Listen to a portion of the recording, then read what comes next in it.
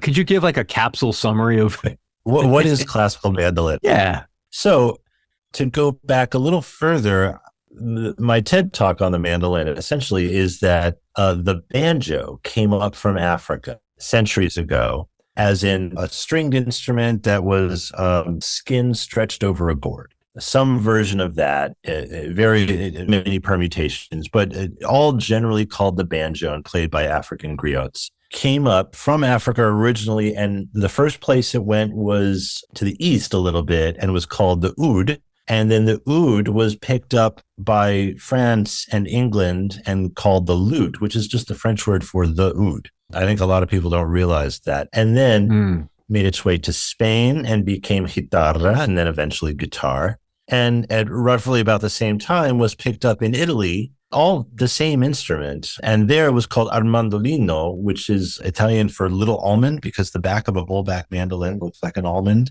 And then from armandolino to mandolino, which in the early days, the instrument that Vivaldi was writing for was called mandolino, which is still what it's called, but he was writing for a 6-string single course instrument tuned G, B, E, A, D, G. And so playing Vivaldi on modern mandolins, which are tuned like violins, is actually quite difficult because the intervals don't quite work out a lot of the time. So it's a little bit more difficult. He was writing for orphans that just sort of lived in his church, a girls' orphanage. And they were all excellent players. They must have been, because the music is not always easy to play, but it's only become more difficult over time because the instrument has changed quite a bit. And it was changed in, let's say, the early Romantic period, maybe sort of the end of the classical period, to something resembling what the modern mandolin looks like. And it was done so that we could play violin repertoire.